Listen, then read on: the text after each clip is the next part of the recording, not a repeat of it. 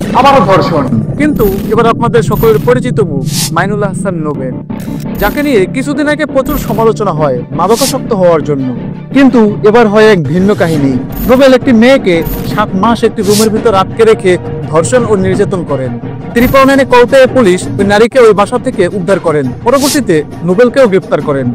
ঢাকার ইডেন কলেজের একজন ছাত্রীকে দেখা করার কথা বলে নিয়ে বিয়ের প্রলোভন দেখিয়ে এসব কাজ করেন নোবেল।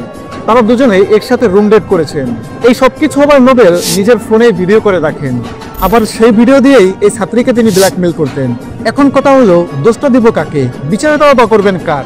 ধর্মীয়, রাষ্ট্রীয়, সামাজিক কোন দিক থেকে দেখবেন?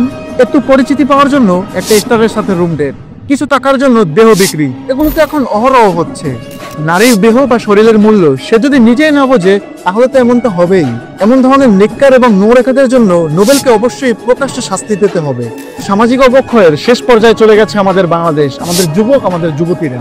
আপনি, আপনার সন্তান, আপনার স্ত্রী, কে কোথায় যাচ্ছে, কে কার সাথে মিশছে, অবশ্যই এটা খেয়াল রাখতে হবে।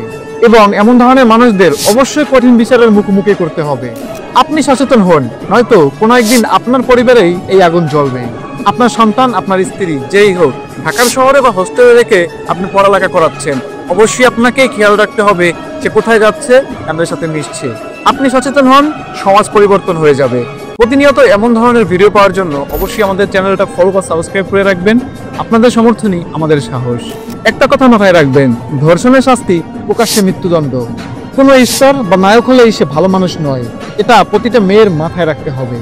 একটা নারীর ইজ্জতই সব থেকে বড় সম্পদ। এজন্য যার ইজ্জত তার নিজেরই রক্ষা করতে হবে। সকলে ভালো থাকবেন। আসসালামু আলাইকুম।